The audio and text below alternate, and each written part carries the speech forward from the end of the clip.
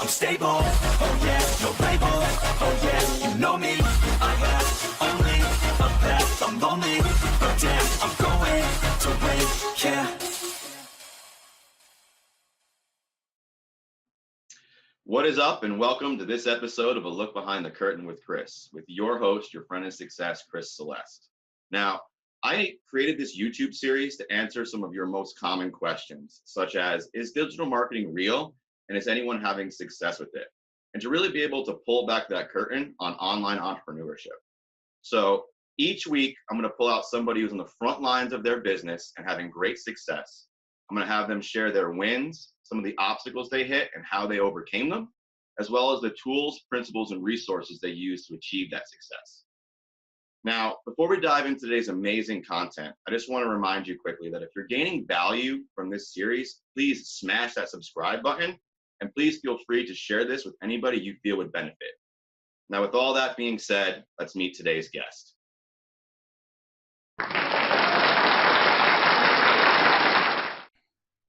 Geoff, thank you so much for taking the time out of your vacation in Aruba to jump on this show with me and provide the viewer some value this week. Thank you so much. Thanks for having me on the show today. Yeah, man, absolutely. It's really been an honor to have got to have met you and get to know you a little bit. And I'm really excited for the viewer to also get a peek inside that brilliant mind of yours. So what I like to do is start off these interviews with a basic backstory. You know, who are you? Where do you come from? Maybe, you know, were there any entrepreneurs in your family that drove you to become an entrepreneur? Like all the way leading up to you getting started online. Sure. I guess, you know, most people, we go through what they consider to be the hero story of, you know, I guess I grew up in less than humble beginnings. Grew up with a single mom who was on social assistance most of my childhood. For some reason, I was obsessed with sports and athletics and more so competitiveness, because sports was a very competitive thing for me. And I was kind of a loner. I didn't really get along with people. I definitely didn't get along with teachers or school or any of that kind of stuff. So I was a standout in track. I was a standout in basketball. I was a standout in a bunch of different sports. And if somebody told me that I couldn't do something, I would do it. I remember when I was younger, my mom wasn't really involved in the athletic side of anything or any of that kind of stuff. So I used to find my way to get rides to the sporting events. I didn't really have a whole lot of support with that stuff. And I don't hold her accountable for any of that stuff because she couldn't really take care of herself, let alone take on a child. So I dropped out of school in grade 10. So society, you know, I remember hearing, oh, you don't have a grade 12 education, you're not going to amount to anything. You got to have at least a grade 12. You got to go take your GED. And I decided that that just wasn't happening. And I was going to go and pick up the famous career of being a drug dealer on the street. So I was 16 years old and I was dealing drugs on the street, and I've slept in cars and couch surfed. And to tell you, that wasn't really the life for me. Didn't get me a whole lot of anywhere. And by the time I was about 22, I'd been in and out of various different jobs. And my last job actually was drywalling. So I was in the construction industry, and that was basically most of my experience in the work world was drywall, because a friend of mine's dad was a drywaller, and they kind of brought me on, and I was in and out of that. There I was, 22. I moved back home to Vancouver Island, and met up with a girl who had a 4-month-old kid, and I got her pregnant. So I assumed daddy from the 4-month-old. Dad was pretty much out of the picture altogether. So, and then we had another child who ended up being 16 months apart from our first son, Darian. And that was where my career started as a shoe salesman. I decided I would go into retail of all things, and I got a job at a shoe store. I moved my family and everything, got an assistant manager position, moved to a small little city called Campbell River, and started my life as, you know, what I thought was what I should be doing. And I started as a shoe salesman. I did really, really well, but I was the worst employee in the world. I was hard to deal with.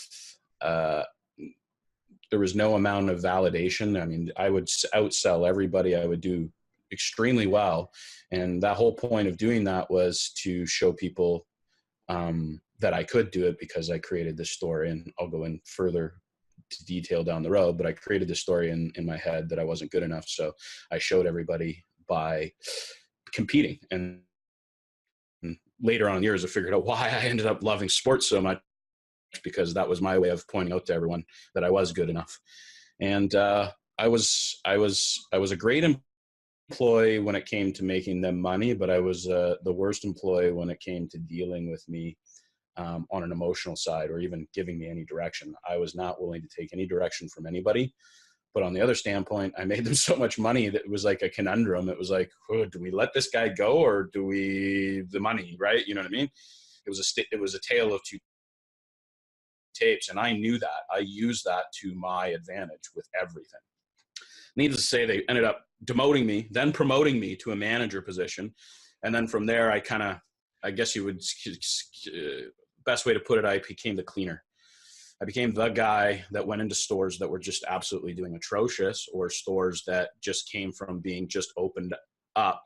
Because anytime you open up a new store in an area, in whatever business, your curve of sales goes way up. It's novelty, it's all that kind of stuff. So it's your following quarter, or your following half end of the year, whatever it falls on, that becomes the one that's hard against. And if anyone understands, as management, we're paid proportionately to the volume that we do year over year, quarter after quarter.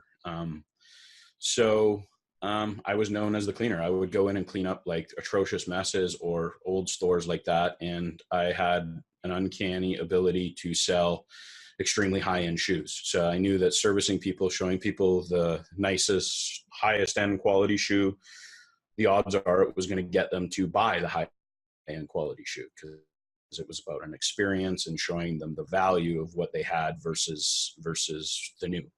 Anyways, I went through that. I went through several different companies, in and out. The same story. How I was showing up one way is how I was showing up every way in my life.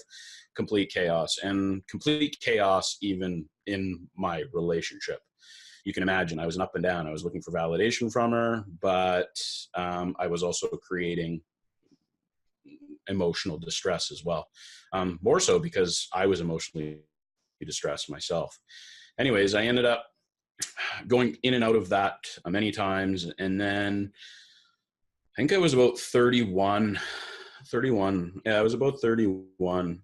Been in and out of many jobs. I've been in cellular sales.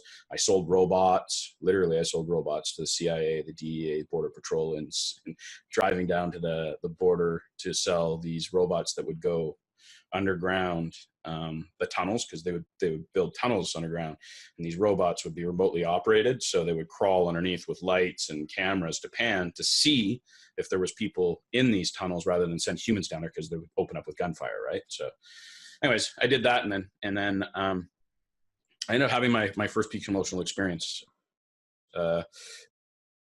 through distress, and I decided that I couldn't deal with my emotions. It was a long-term relationship. It was my first long-term relationship. We had kids involved at this point. I had 3 kids, 2 boys and a daughter, and I didn't know how to deal with my emotion. And this was the first time that I started hearing personal development. And I was like, okay, personal development. How do I fix, what is this? And everyone's telling me how it would change the world. And I was like, okay, sweet, a blue pill. There's a blue pill out there that if I take it, my life's going to change forever. So I decided to go to it, and the course was called Landmark Forums. And the funny thing is, just before I came to Aruba, we were looking through the suitcases, and sure enough, I found my journal from my first time that I ever went to it. And that was May 10th, 2010 was my first journey. So that would have been 33. Yeah. So I was nearly 33 at the time. And there I was. I went to the event, and it would open up my eyes. Like, there's this thing called perception. You mean my world doesn't revolve around my perception? Other people have perceptions as well. and they have thoughts, and their reality might not be the same as my reality. And I remember signing, there was a waiver form that basically asked if I had any mental problems or emotional problems, because you basically sign a waiver that this quite possibly could, unearth something that you might not come back from. I signed off on it, and I went to it, and it was great. I mean, I felt like $1,000,000. I felt like I was, high on cloud nine. I was going to be able to conquer the world, do everything that I ever needed to. I left there on fire. My relationship seemed to be working, and 24 hours, 48 hours, 72 hours, slowly that feeling of being able to conquer the world went down and down and down and down and down. And then I was right back to square one. I went back to doing what I was doing. At this point now, I left the robotics company, went into car sales, and then I got a job with Cam Pages, which was the competitor to the Yellow Pages. And that was, I guess, my first bout with actually making considerable amount of money. I mean, for me, growing up in an environment where there was just like nothing, like back to school was like $100 for everything that I could possibly get. So I didn't know how to manage money either. So it was my first job that I ever made. I made $150,000 a year. And I was like, holy cow, this is crazy. I bought I didn't tell you, in 2008, I actually ended up going bankrupt because of the whole housing market and all that stuff. So I got this job, making $150,000 a year. I'm out of bankruptcy, or it still is on my credit, but I'm out of bankruptcy. So I started assuming all this debt that's high interest now. So I got high interest credit cards. I'm like living like a rock star, what I believe is to be a rock star. I buy a BMW, I do all this stuff, and making what I would be over $10,000 a month for me is like unimaginable. I thought this was like the godsend to me. And what I found is I was still not happy. There was no amount of money. I've been going from job to job to job, to things, to places, to relationships with people, trying to get this thing called fulfillment. And no matter what I was doing, I was just not being fulfilled with no amount of money. There was no amount of money that I was making out there that was filling this void of constantly wanting something more. And I knew that the Yellow Pages was coming to an end. Personally, I didn't believe in it. I mean, there's this thing called Google. I mean, I didn't remember the last time I ever picked up a Yellow Page to find a business, but there I was trying to sell people full page ads and quarter page ads on stuff that just doesn't work. And this is when they started coming out with online directories for them, and so on and so on. So I decided at this point that this wasn't for me, and I was going to become an entrepreneur. So this is when Geoff decided, you know what, I'm going to take everything that I've learned here, and I'm going to go out on my own, and I'm going to become an entrepreneur. So I literally quit $150,000 a year job with no savings, tons of debt, a big nut every single month that I had to pay. And I was like, I'm gonna create a business. So this is when this is when Groupon was like a big thing. And I was like, oh, well, I've got all these contacts with all these businesses because I'm running around, start a Groupon. So there I was. I decided that I was going to start my own daily deals company. And that's exactly what I did. Crash course. I knew nothing about systems, processes, contracts, anything to do with code or websites, nothing. I was an employee for all of my years. I was a sales guy. But I put it all together. I remember I went on like Upwork or something like that, found somebody that was going to create this daily deals website, found a lawyer that was going to create these contracts for me. I found all this stuff, and there I was running around and attempting to make something happen. And I found out very quickly that I had very poor planning. I had very poor processes. And quite honestly, I was losing money. I had borrowed $50,000 from an angel investor. And after about 6 months, I was $50,000 broke on top of all of my debt. So this is where the story kind of takes a twist. At this point, I decided that I was gonna search for something in the online world, because I knew that that's where everything was. And I remember years prior to that, I was working at the cell phone store, and there was this guy that used to come into the cell phone store all the time. He was younger than I was.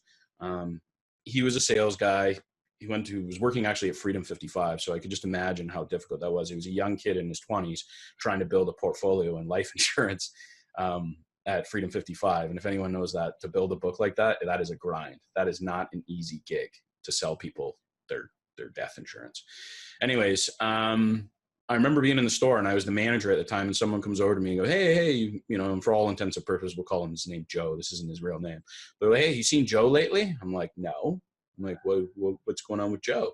Well, you should go look on Facebook. So sure enough, I go over to the computer at work, and I look on Facebook and pop up, and boom, there's Joe. He's in friggin' penthouses in Las Vegas, scrolling through all the pictures, Lambos, traveling around the world, Corvettes, parties, bottle service, everything that, you know, it's like all of a sudden watching an episode of Cribs. Mm-hmm. And I was like, what the hell is this? And then I got word, you know, oh, Joe, he's doing internet marketing. He's going into cafes and he's sending stuff out, and made it sound like it was some like underground hidden thing. So immediately I'm envious as hell. I remember seeing this, and I don't know if you can relate to all of seeing somebody that you used to know who was no different than yourself, all of a sudden go from 0 to 100, instant envy, instant jealousy for myself. So I created this big story in my head that he was ripping people off. This was years ago. And I pretty much brushed it off. Yeah, he's ripping people off. He's doing this. Anyways, so there I was at the end of this daily deals thing, and I wanted online marketing, and I knew about Joe, and Joe was living in these penthouse years before. So I decided to reach out to him. Funniest thing ever. Coincidentally, the exact same time that I was building a daily deals company, what was Joe doing in Vancouver? Building a daily deals company. And he was actually finding it the very same way. He still had the revenue stream of the email marketing. And just so everyone knows, Joe was not doing anything shady or anything. He was actually doing affiliate marketing through emails. He had lists, and he was sending out offers. Third parties were paying him for every one of his lists that was buying products from him. Anyways, I went over to Vancouver. I met up with Joe. Joe sits there and tells me about what they're doing, gives me a little taste, shows me some fantastic numbers. And I was like, okay, well, this is awesome. So how do I be part of this? And this is my first wake up call with mentorship or pay to play come. He goes, well, you got to pay the Pied Piper. I'm like, okay. And the numbers that they were making were exorbitant. Like this wasn't $10,000 anymore. This is in hundreds, you know, sometimes 100,000, 200,000 in a month, which is crazy. I mean, these are unfathomable numbers. If I ever told people this, they would think it's a lie. But it wasn't. And so there I was. And they came up with a number to me, and I just about jumped out of my seat. And I was like, oh my God, how am I going to come up with this? This is awesome. I love what it is, but how am I going to come up with this? So I'd lost $50,000 with the angel investor. And at this point, I was like, well, there's nothing to lose here rather than go back to the same angel investor again. So that's exactly what I did. And that angel investor ended up giving me 5 times the amount of money. And did internet marketing. And my very first year, I surpassed my mentor and teacher and produced almost $1.5 million. Anyways, that's not the end of the story. So there I was like, okay, awesome. So I've now made almost $1.5 million in my first year. Awesome. I'm like, now what? I went out and I bought my Porsche. I said when I was younger, I was going to be a millionaire. I ended up being a millionaire. I said that I was going to buy a Porsche when I was a young kid. That was my dream car. I bought that black Porsche. But I was still that same boy that was playing sports to be the best, to be validated by everyone around, to make myself feel good. And this is the point when I went to Germany and I came back and I said to my now ex-wife, I said, I want a divorce. And I wanted it, but to deal with the emotional pain and your kids and them moving away and a 15-year relationship, I wasn't prepared for it. So there I was. peak emotional experience number 2. And I was like, okay, I remember that pill that one time. Maybe there's a pill that'll last longer. So I found this other quote unquote retreat, but this time it's a week. It's an intensive group therapy session. So I went and I did it. It wasn't inexpensive. I spent the week there, learned a lot about myself, reflection, even more information. And this is when I had my first opportunity to read a book. And the first book I read was by Dr. John Powell, Why Am I Afraid to Tell You Who I Really Am? And this was the first time, whereas I went to that Landmark Forums, learned about perceptions, and I went to the second group and I learned all about, the inners and what people perceived about you and how you're talking, and everything's inwards. But when I grabbed that book, this is the first opportunity where it actually put context. I had so much of this content now, but I didn't have the inner workings. And this book actually opened up and started talking about why I was behaving the way I was behaving was based on the environment that I was in when I was a young child. So I had a little bit more context, a little bit week long, and probably 6-8 weeks or whatever. This pill lasted longer. But sure enough, I went right back to where I was before. And it wasn't until 2 years ago when I woke up on December 26th, just before my 40th birthday, which was January 11th. And I woke up with double vision. And I was like, wiping my eyes, and I was like, okay. Opened my eyes, and I was like, this isn't going away. This is weird. And if anyone knows me, they know that I'm not into Western medicine at all. And I'm definitely not into going to see a doctor. So I went to see my fiance because it just wasn't going away. I'm like, hey, listen, it's weird. I got double vision. It's not going away. I need you to take me to the hospital. So in Canada, it's called Boxing Day, the day after Christmas. So she took me down there. We're in emergency, wait there for a few hours. They do some tests or whatever. And then they're like, oh, well, go home tonight. And if tomorrow it doesn't get any better, go see your doctor. So that's what I did. Woke up in the morning, actually was worse. My head was hurting. I could barely, the light on in the place. So I went to my family doctor and I don't know what planet he came from, but I went there and he prescribed me nasal decongestion. So I don't know about you, but I don't remember the last time that I needed nasal decongestion for cross-eyed and headaches. So anyways, I took that, didn't work. Went the next day. We went directly to the neuro, the eye specialist who had seen me the first time, and he took me in. And he's like, "Oh, we're going to check you in."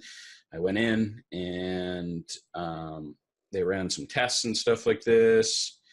And at this point, I was sleeping for like 20 hours a day. I could barely get out of bed. My head hurt. My equilibrium was off. I had to wear a pirate patch if I wanted to be able to see out of one eye.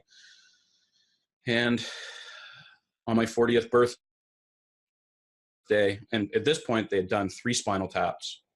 They still couldn't tell me what's wrong. And on my 40th birthday, my guy calls me in and says, "Hey, I need you to come in right away." So I went in, and they're like, "So we think that we know what the problem is. We're going to send you to another neurologist, and you need to check in immediately." So I went in, I checked in and talked to him, and said to me, "I think we know what it is." And they told me that I had Miller-Fisher syndrome. And most people don't know what that is, but basically is an autoimmune disease where my immune system is attacking my eye nerves. Finally, after 8 blood transfusions and a bunch of misdiagnoses and stuff, finally they gave it to me, and I was on the road to recovery. It took 3 months. Anyways, this is the last experience. I was making all this money doing internet marketing. I had started an online business teaching people how to do stuff. I was running investments. I was doing everything. And I was acting the exact same way as I was before, like, competing, wanting to be the best, trying to get as much as I possibly could with no fulfillment and all external validation.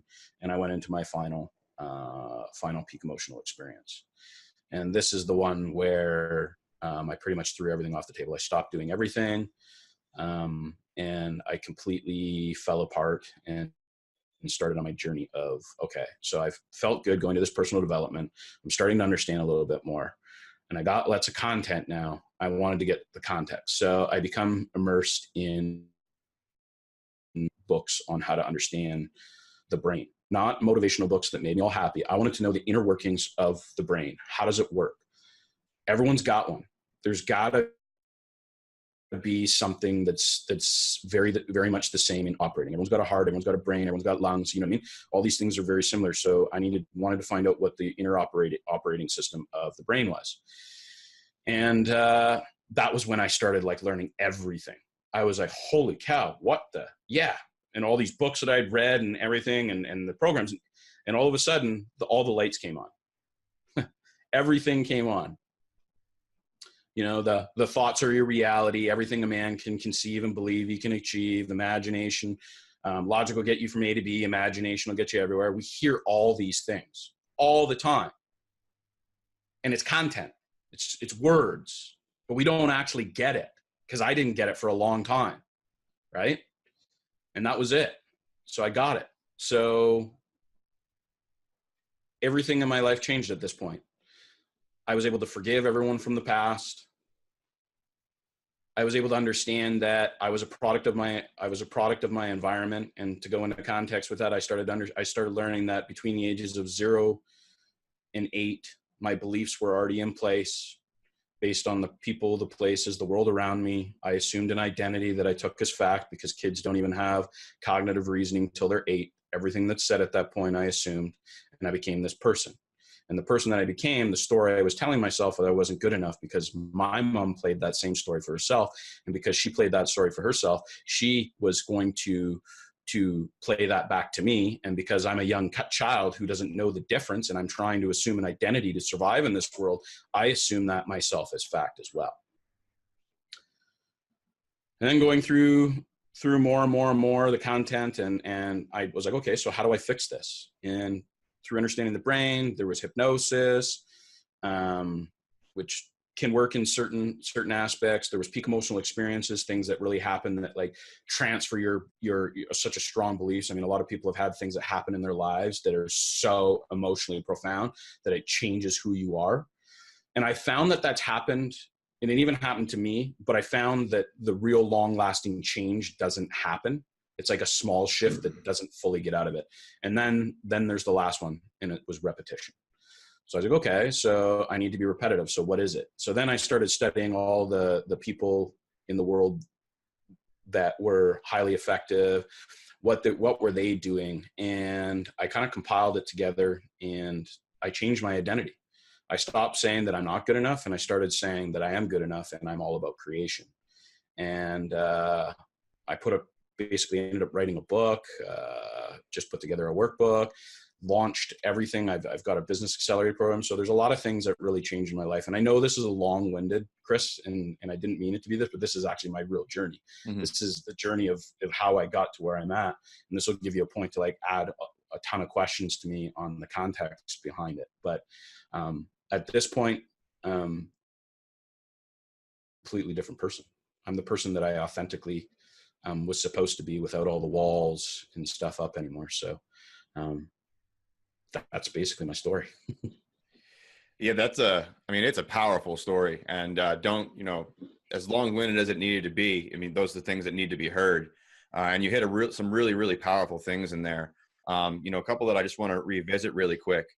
One, I always find it really inspiring, and quite frankly, just one of the best parts about the people I've got to meet and talk about their success is that some of the people, I would say majority of the people that I have had the opportunity to get to know who are very successful, did not come from a very successful family or a very, smooth upbringing. There was always hard times, adversity, less than humble beginnings is exactly how you described it, that they pushed through, they came from, and then became successful. So I think that that's something really important to just emphasize and point out, is that some of the majority of the most successful people I've ever met didn't start anywhere close to that. And they transformed and created that successful person, like you just mentioned. Now you are the authentic version of you without the walls and all the other things that came up through life experiences. So I just wanted to hit on that really quick, because I do believe that that's an important thing for the viewer to understand, is that a lot if not all, of the people who have been on this show did not start anywhere near where they are at the time they were on the show. So really important point. Yeah. And to go further with that, there's only a very small percentage. Like, to think that there's only a small percentage that go through hell and come out on the other side. And I'll explain. There was 2 stories that I could have told myself. I could have took the story that my mom said that I'm not good enough, and I would actually, because that was my identity, I would actually act in a way to get people to act that way, to validate my own identity, as messed up as that might be. But that's exactly what I was doing. I would fulfill the prophecy that I wasn't good enough. And there was 2 routes that I could go. I could have been defeated, which statistically they say that when you grow up in an environment that isn't great, you'll end up assuming most of the time the story of you're defeated. You are not good enough. You are nothing.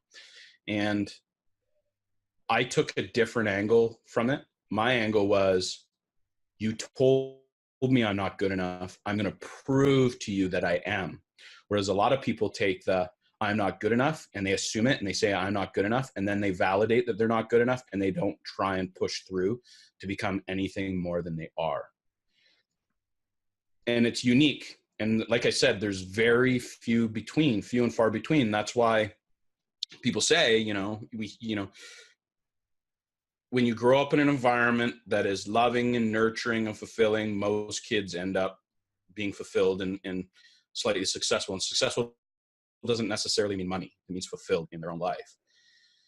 And when you grow up in a chaotic environment, most times you end up on the other side of the street. But most people would say that I should end up as, I should be a drug addict on the street, based on my childhood. And I came out on the other side of it, right? So I took that fuel, and those people that take that fuel, they take it like to the next level.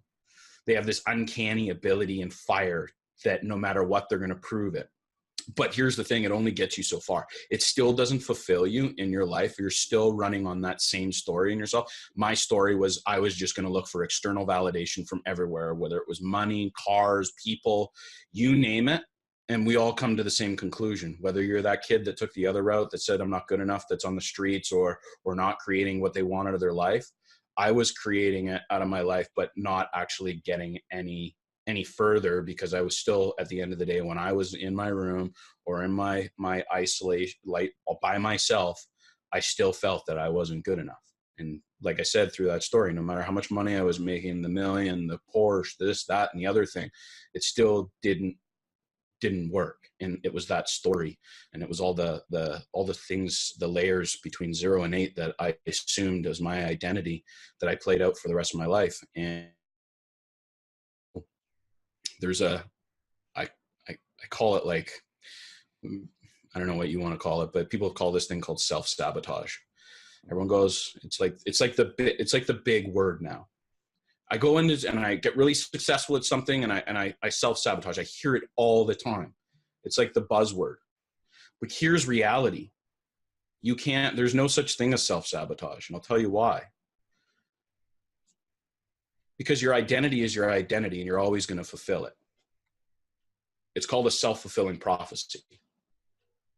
If you think you can or think you can't, they're both correct. If your identity is that you're not good enough, you are going to make sure to prove to everybody that you're not good enough. And they call it a thermostat. You can have this thermostat that'll go way up, and you'll always crank it right back down. You end up back down to the exact same person as you thought yourself to be.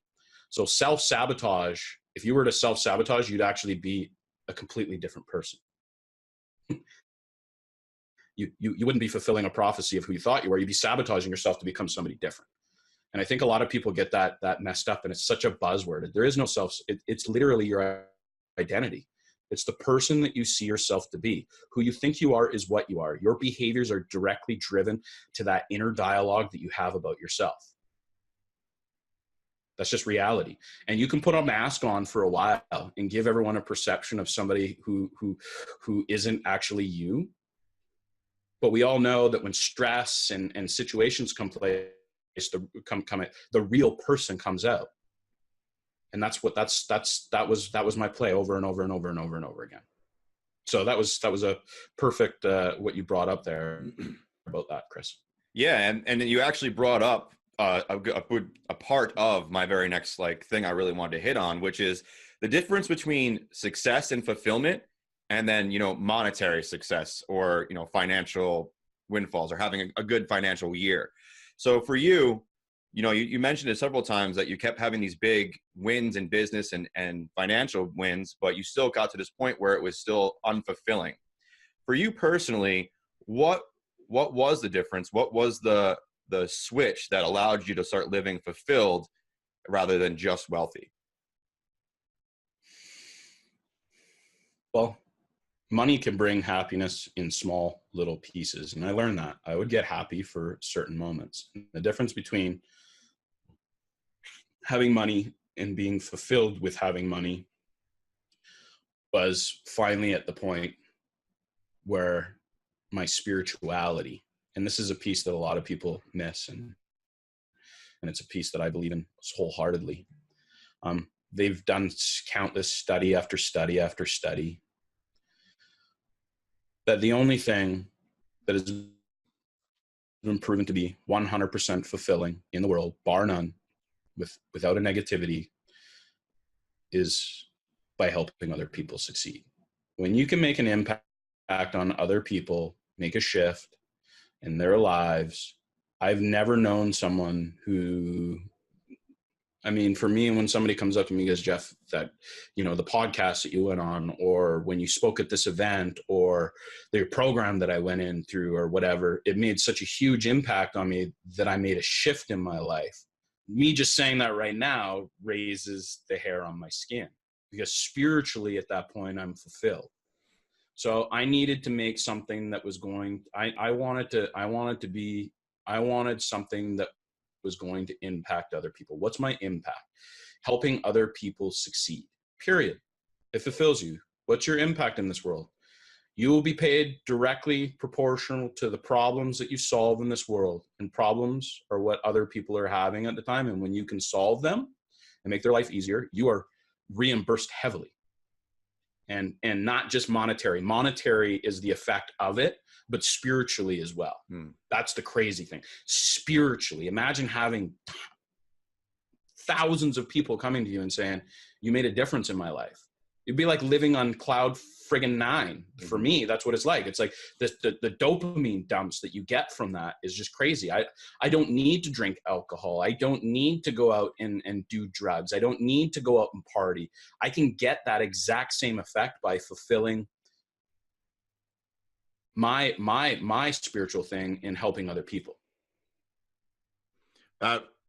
Perfectly said. That was, wow.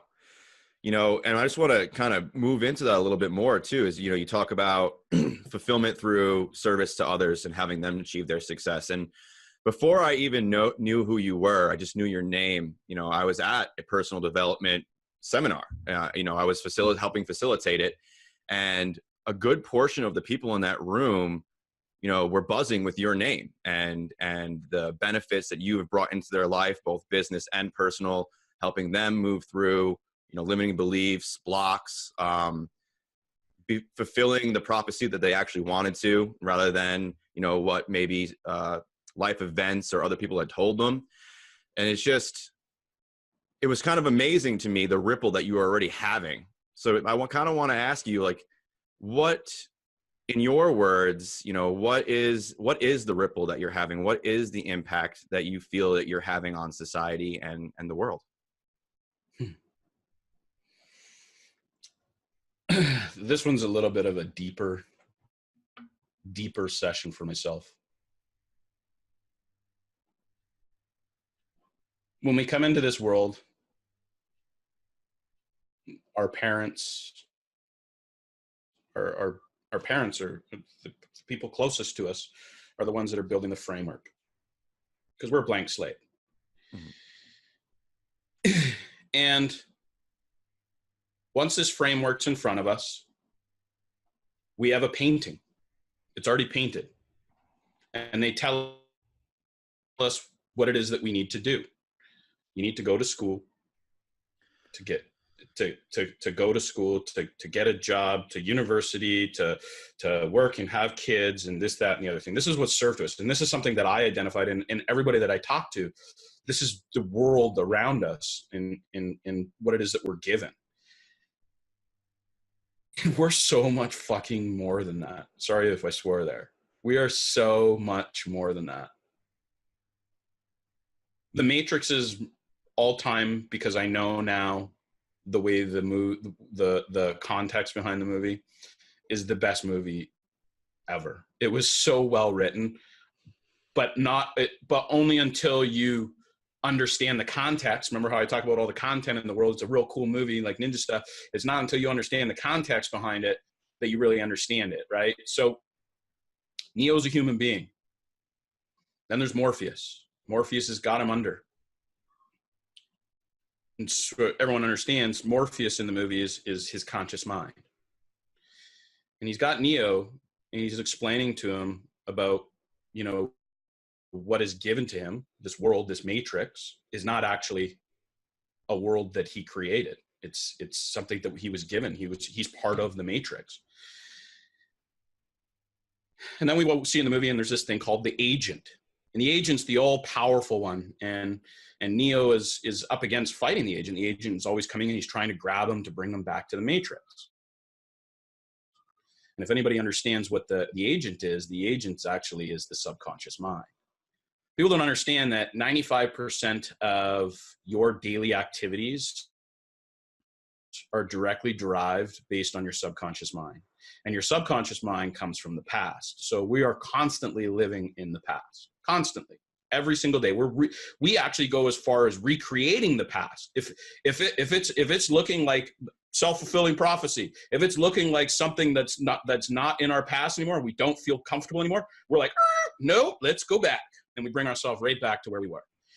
And if you watch the movie, Morpheus is guiding them through.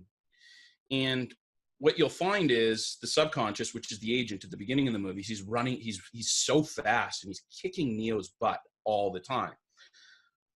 But his conscious mind is becoming more and more aware of what it is that the agent's trying to do. And as you watch the movie going along, he starts seeing the agent, throw punches. He starts blocking them. And what that is those are your thoughts. We have 75,000 thoughts in a day, of which 91% are the exact same thoughts we had yesterday. He starts seeing the thoughts as they come in. And then you see at the end of the movie, he gets in that final battle where he actually can see all the thoughts, and he beats the agent, which is his subconscious mind, and he assumes the agent. And now he is in control of his subconscious mind. So when you ask me that question, my soul, I think my soul, this planet is to make people aware. Make them aware that they are not what their environment says they are to be. Einstein was so far, I love Albert Einstein. A lot of people, oh yeah, the physics. No, he was way more than that. His quote is my favorite quote of all time. He says, logic will get you from A to B. Imagination will get you everywhere. Logic all comes from the past. We all try and measure things on how. So we take our past experiences, and then our subconscious mind communicates with us and measures whether or not that success is probable, and gives you all these anxious feelings. And guess what? You use the logic portion. You're like, oh, well, I've tried something before, I failed. Oh, this happened. My mom told me this. And guess what? We take logic, and guess where we end up? Exactly where we are. A to B. It gets you A to B, the exact same spot every single day, every single day. It's that 9%, those 9% of thoughts that we come up with that are completely different outside of what we're used to, that can change the game in your life forever. The problem is there's something that we've never done before, the fear of unknown, right? We've tried things in the past. Our subconscious knows that we've tried things in the past. And when we try things, it's painful. It's not just painful physical that your subconscious mind fights you with. It's physical and emotional. And in fact, it actually knows no difference. It sends the exact same signals to you, physically or emotionally. We are so emotionally hypnotized with fear, with the news, with our lives. We communicate based in like fear, and like, it's crazy. I sit around people and we love to talk about other people. We love talking about things in the past. I haven't watched television in years. I don't even watch movies anymore. And I'll tell you why I don't watch movies. They're built on the same Hollywood stories. It's the hero story. Every single movie is the exact same thing over and over and over again. If I'm going to watch, I'm going to go watch a documentary on Heal. I'm going to educate myself with some new information, right? So my whole thing, I believe I was put on this planet to make people aware and not go through the shit that I went through for all my life, where I had so much content. We are such knowledge whores. We have so much knowledge, but we don't have context. We just don't. Most people don't have context. We can have all the books in the world that, you know, and talk about, you know, they make you all like feel like really, really good, but it doesn't really get to the core. You can't be anything outside of who you think you are. And when you start understanding that the story that you're talking to yourself about with is the one that you're going to fulfill for the rest of your life. And in fact, it's not even your story. It's a story that you assumed from somebody else's story that you took as fact, because that's all you could take was facts between the ages of 0 and 7. It's crazy. To me, that's mind-boggling. So really, at some point, if you're not aware, you're actually playing out somebody else's identity that you assumed as fact. That's just reality. That's just reality, and that's crazy. So I want people to be able to create. You are not the sum of those stories that someone told you. You can create. Be that imagination. Take that creation. And there's certain habits to retrain the brain. And I've taken all the studies, and now I work with students, and we use these pieces. And most people don't understand your brain has two functions. One's to keep you alive, yes. The other one's to keep you safe. And that's safe from emotional pain and physical pain. But it's the emotional pain that's really stopping all of us. If you can give people a safe place to not chastise them, to be their true authentic self and feel vibrant, to be that, you open up a whole different world. Because guess what? We're wired that way. So as soon as safety's in a place of that, their true authentic self comes. Now the subconscious mind is not nearly as powerful, because its job, the subconscious mind is trying to stop from like past. Well, if you're feeling safe, your subconscious goes, hey, we can be safe. You can talk about those things. Yeah, no one's going to hurt you. And now you can have a lot of self-reflection. Now you can start on the journey of changing that story that you're having. You're a young child that no longer serves you.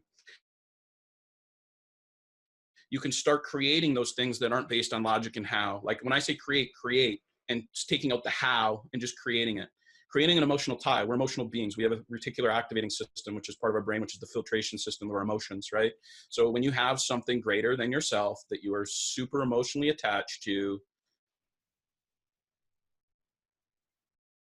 the adversity is born on. And I say this because it's super important. Whatever it is that you want in life, stop taking the goals or what the world says, money, and, oh, my mom and dad, they owned a plumber shop and I took that over. If you're not emotionally tied to it, if it's not something that fulfills you and you're just assuming it as a place for money, or assuming it because your parents say that you should be doing it, you're not going to be fulfilled. So finding that thing that's literally going to drive you, like Michael Jordan did when he was cut from his high school basketball team, the point where he said, that dude right there, I'm going to make it a mistake that they put him on the basketball team and not me. That was his driving force, because his reticular activating system had an emotional tie to being the best basketball player in the world. And do you think that he didn't have adversity? 100%. But here's the thing, when you're emotionally tied to something, adversity comes and you're like, it don't matter. Whereas I believe that 95% of everybody that goes out there and starts a business They're doing it for money, or they're doing it based on what the world has told them they should be doing, rather than having an emotional tie. And what do you think ends up happening throughout any type of business or anything in life? There's adversities.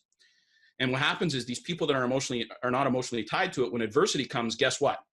Pooh, they quit. I've done it. I've seen it a million times. They quit.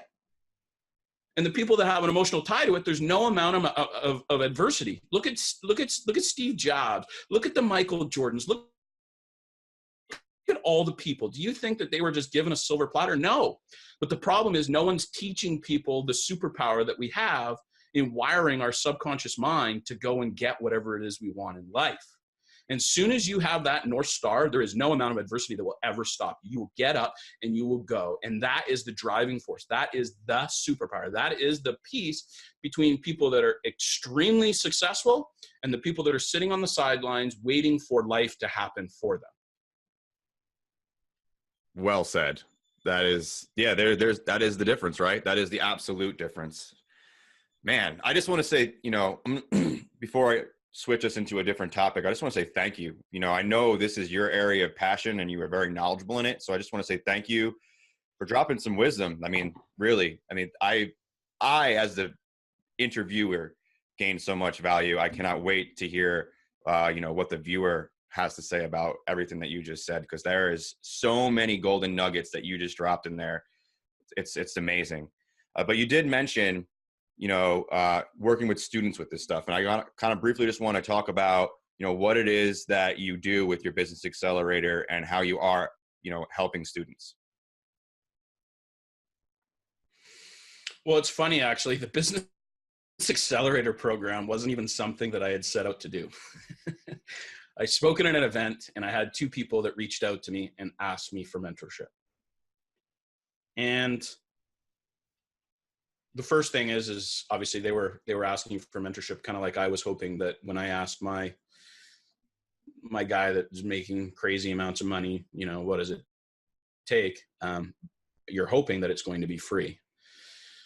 They asked me for it. They said I made a big impact with what I said on the stage, and I'd never thought about like creating any type of business accelerator program, anything in life to kind of do this. And I decided to take it on, and I made it off the fly. I honestly made it off the fly. I put it together, all the pieces,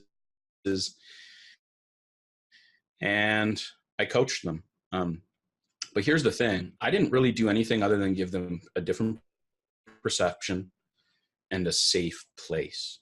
You understand that? Your brain is looking for safety. As soon as you give them a safe place to be who they actually are, like the deep down real person, the thoughts that you didn't want to ever share with anybody else because you were worried about the judgment that you were going to have from other people. And as soon as you do that, guess what? Creative mode now becomes the place. And what I found was, everyone says a habit is created in, it's the common story, 21 days will create a habit. That's actually not the truth. It'll get you on your way. It'll become easier, but this is what I found. Remember I talked about the reticular activating system, the piece that has an emotional tie to something that filters everything else. I needed to get them to a point that they were building something in their life that was based on that. So something that got them excited to even think about every single day. Because without that piece, without having a vision, without having a map, guess what? It's like you going on a road trip in the US with no GPS and no map. You're going to drive around aimlessly. And this is how I put most people in life. Most people are driving around their life with no map. None. They drive around aimlessly. And guess what? We're just like cars. They eventually break down. And what do you think ends up happening when they're in their 70s, 80s, or on their deathbed? What do you hear from all these people? Regrets, because they didn't have a map. They had no map. They had nothing. And we talk about goals and stuff, and I'll touch a little bit on the whole goal thing. But there was no map. And if you don't have a map, you'll never get to your destination. So my thing was, I need to get them emotional attached to whatever's going to be fulfilling in their life. And it's a struggle. When I give people, here's the thing. I tell them whatever they create cannot have logic or how. How easy do you think it is to create something without logic and how? Because guess what? That subconscious mind is telling you can't do that. No, that's not impossible. No, you can't do that. What are you talking about? Have a nice car. What are you talking about? Build something like that. You're crazy. Your mom said that, you know what I mean? These are the conversations that go on in their brain. So I have to really guide them throughout this to get them to the point. But guess what? As soon as they start thinking with the right side of the brain, it just starts flowing. All of a sudden, everything that they wanted in life just starts coming up because their true authentic self comes in that place. And then from that point, now we have a clear vision. And here's the cool thing is you can start building on that map. You can start creating all different areas that you want to do it. But at least now you have a foundation, something that's really emotionally tied to that. Number two, now that you've got something emotionally tied, now we still have this thing called a subconscious mind that's chirping in our ears 24/7. How do we shut that thing up? Well, I hate to tell you, it's never going to shut up forever, but how do we silence it and how do we become Neo so that when the agent's throwing a thought at them, they can actually grab it and toss it and come up with their own, which isn't based on fear. So there's habits. Repetition. That's how you rechange your subconscious mind. That's how we learn when we're a young child at a much faster pace. That's how you're going to learn when you're older. So we get into habits. What are daily habits? And language. What is the language that we use? Are we using committal language or non-committal language? So I get them to build out habits, successful habits. And we stick with the word non-negotiable. Non-negotiable means non-negotiable. It doesn't mean, oh, I was really busy today. Oh, I was this. Oh, I didn't get to this. As soon as you do that, I'm going to tell you right now the word non-negotiable means nothing. It literally means, oh yeah, non-negotiable, just like a goal. I know too many people that said, oh, my goal is to do this, on this day. But what happens is we are not impeccable with our word. We don't follow through with our goal. And then subconsciously, goal now means something that we hit once in a while. It doesn't really matter. And that doesn't necessarily mean that's the same for everybody, because people that actually stick to their word and actually follow through with the world goal to them means goal. It means they are going for it no matter what, because they're emotionally tied to it. So once we start getting in the habits, then we start talking about the communication levels. We start going through different pieces on an emotional level. We start talking about their legacy and what is it they want to be remembered by in life. Another emotional attachment. There's a lot of emotion that comes with this, and like I said before, what's going to get you to what you want in life, you have to be emotionally tied to it. So my whole program is based around emotional attachment to stuff. And at the very, very final week after, and by the way, everyone, 66 days is actually the number to create a permanent habit. It's been proven. Once you get to 66 days and you've been doing it every single day for 66 days, it kind of locks it in subconsciously, kind of like brushing your teeth. It just does. 21 days doesn't get you there. My program, I literally have to walk people off the ledge for 3 weeks because they're fighting, just like Neo is. It's kind of like Morpheus. Morpheus is sitting there guiding Neo through the whole time. And as he's guiding them, the longer he's guiding them, it becomes less and less and less. He doesn't need to guide him anymore because now he's sort of like taken on, like, this is who I am. And the voice becomes less and less and less. So after about 3 weeks, all of a sudden, the fourth week when I have my calls with them, they start, you start talking to them different. They believe themselves to be. It's the craziest thing. And then the final week is they have to write a letter to themselves about how they're going to be the person that they always wanted to be, and they will never go back and be limited by what other people tell them to be. And I've seen people write out their vivid vision and within 5 months, their 3-year plan now has already been fulfilled.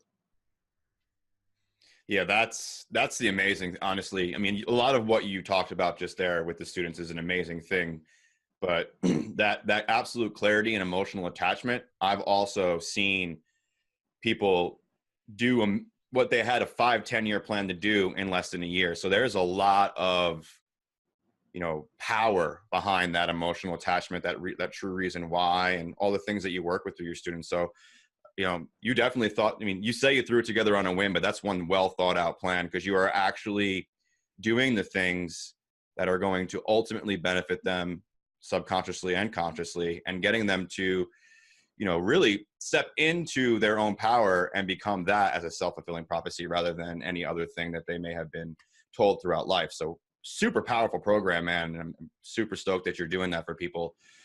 But we're getting close to the end of the interview. I have, time for just one more question. I like to do a closeout 2-part question.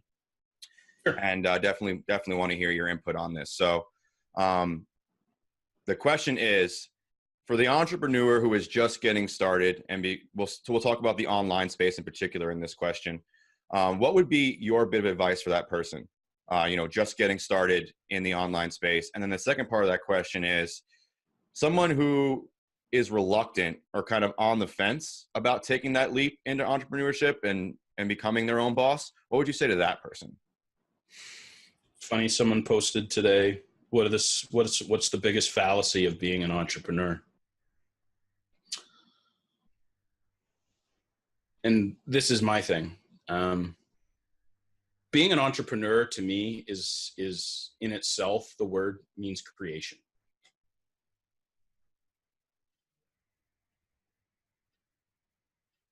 And everyone, I think when we think of the word entrepreneur, we're thinking, oh my God, like a Steve Jobs, a Gary Vaynerchuk, we get to create this life, whatever it is that we want, right? And we assume this word entrepreneur, this entrepreneurship, is something that we want because we want the Gary V, we want all of this stuff that's out there. Here's the thing. Is it really what you want? Or are you assuming, based on the things that you see and the life that people are living, that that's actually what you want? And I might suggest that it's not. And it very well may be, but my thought is, and based on what I know for myself and what I've seen from other people, a lot of cases, what we see out there and the fact of like wanting to live that life and what internally we really want are two different things. The thought of actually having that, and we're gonna go through a whole lot of strife internally with this, right? Most people want to go into entrepreneurship for one, and my exact answer was this. You want to go into entrepreneurship because they have this thing called money.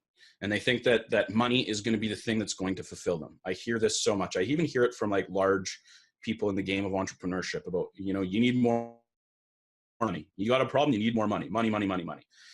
Money will make you happy for an exact moment, but it won't drive you to get what you want out of life. It just won't drive you. So entrepreneurship to me is a mindset and a lifestyle.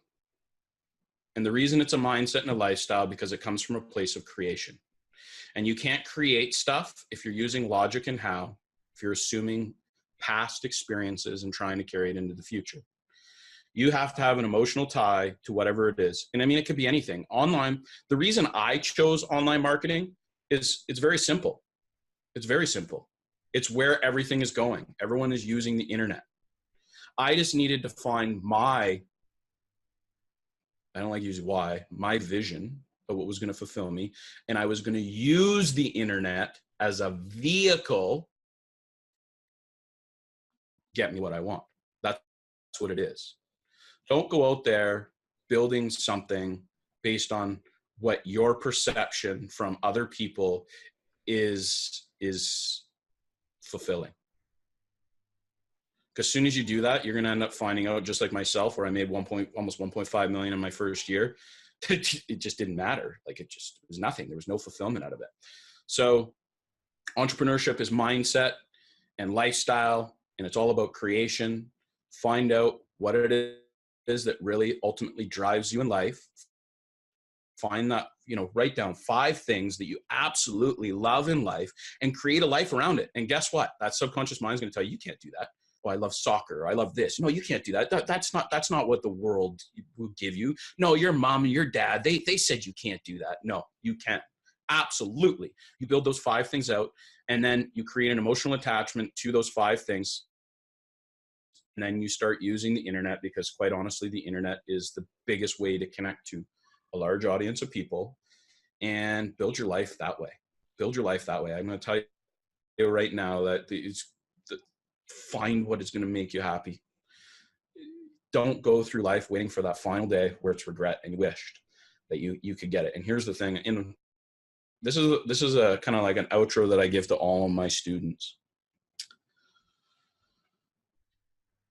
Once you find that piece that you can create anything you want in life, once you learn how the brain works, how you can create stuff in this world, and this is the coolest thing, because you can create anything. All those things that Henry Ford says and Albert Einstein and all these great people that use these quotes, they all use this.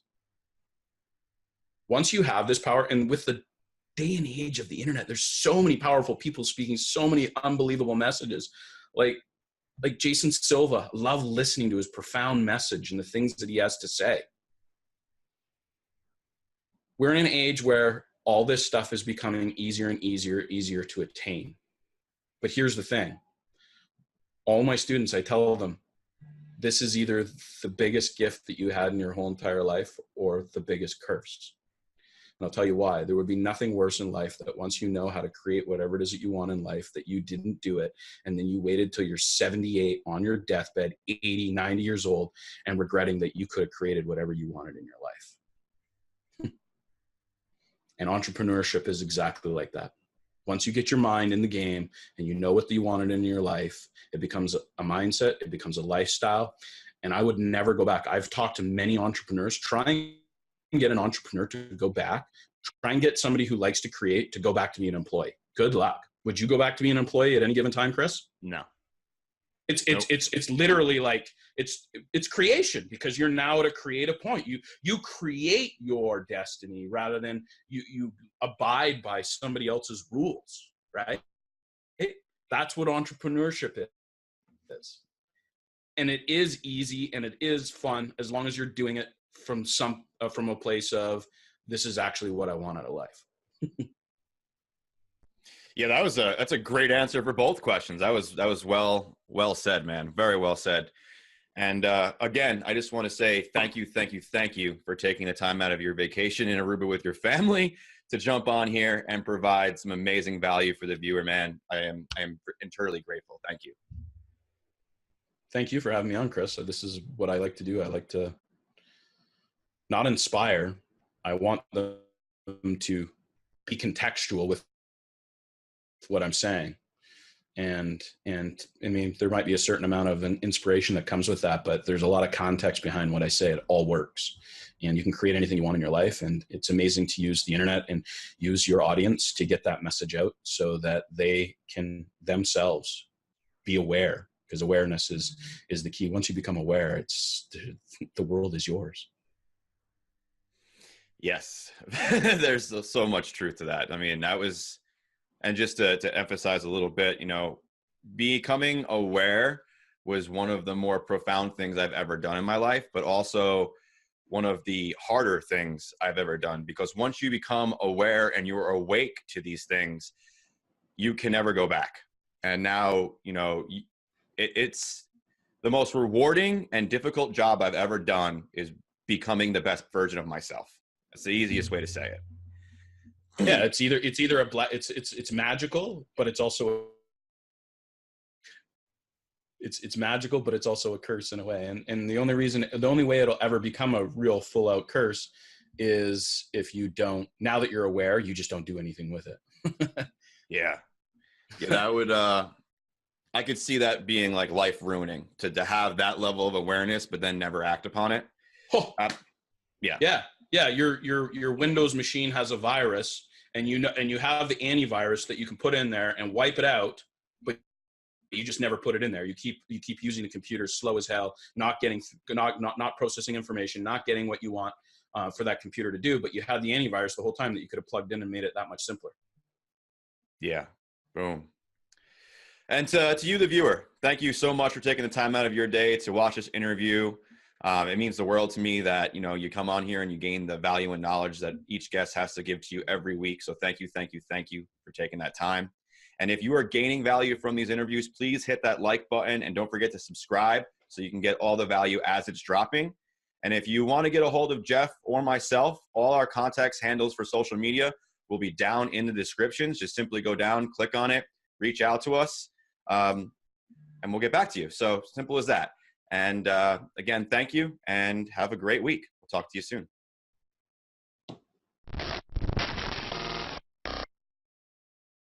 Oh yeah, I'm stable. Oh yeah, no label.